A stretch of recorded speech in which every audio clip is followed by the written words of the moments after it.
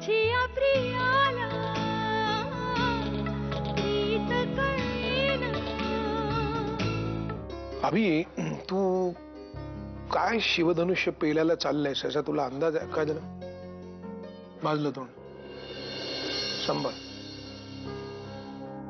अंदाज न घेता कृती केली की असा झटका बसतो. पण हा तू जो मॅगझिन वगैरे काढायचा प्लॅन केलेला आहेस तो काय वडापावची गाडी काढणे इतका सोपा नाही, एवढं लक्षात ठेव बाबा.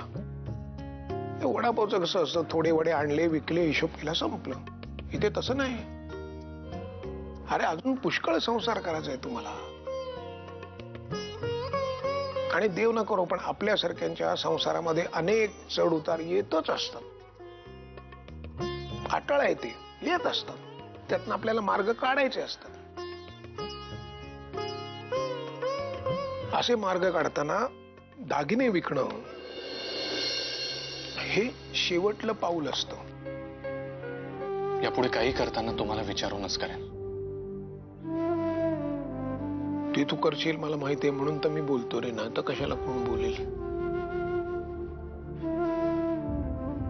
हा, तर पहिलं काय करायचं, त्या पोरीचे दागिने पहिले सोडून आणा, बाकीचं नंतर.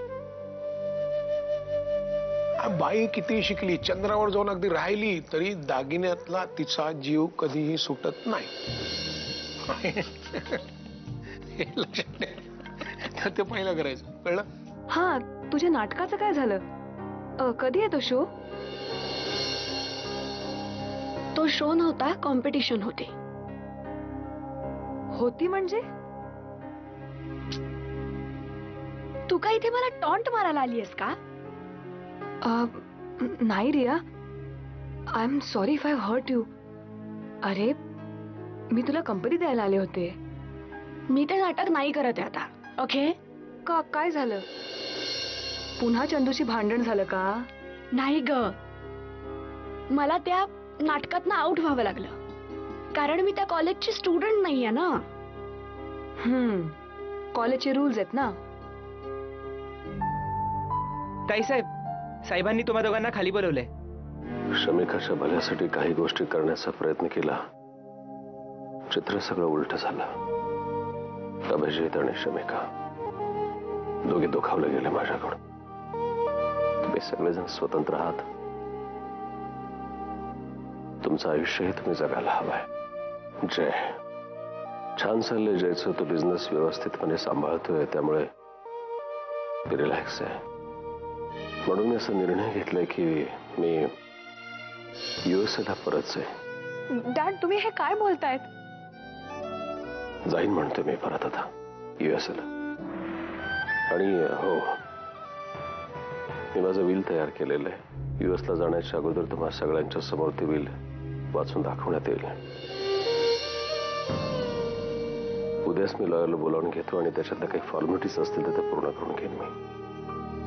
आशू, तू दिवसेंदिवस आहे ना सेल्फिश होत चाललेस यार. आपण हे सगळं जे काय करतोय ते कशासाठी करतोय? डॅडला बरं वाटावं म्हणून, बरोबर ना? डॅड ना तिकडे गेलं कीच बरं वाटेल, तर त्यांना जाऊ देत ना. पण कसं काय जय? कसं काय? डॅडच्या बेडरूमच्या खिडकीतून तिथं उभं राहिलं की त्यांना काय दिसतं? पेंटचे निवास. पेंटचे निवास आठवले की काय दिसतं? शमिका. शमिका आठवली की शमिकाच्या मायापोटी त्यांनी केलेल्या चुका त्यांना आठवत असतात सतत. आणि ह्या सगळ्याला जबाबदार ते आहेत असं त्यांना वाटत असतं आणि त्यामुळे त्यांचं मन खचत जातं. त्यामुळे त्यांना अटॅक्स येतात. आणि मग कळतंय ना तुला मी काय म्हणतो ते? रिया, तू ना बाळा खरंच खूप इनोसेंट आहेस आणि तेवढीच मूर्ख सुद्धा. तुला काय वाटतं अनिरुद्धला अचानक तुझ्याबद्दल खूप काही वाटायला लागेल? प्रेम, आपुलकी? No, not it all. असं त्याला काहीही वाटत नाहीये. कारण प्रश्न आता आहे तो फक्त आपल्या सर्व्हायव्हलचा.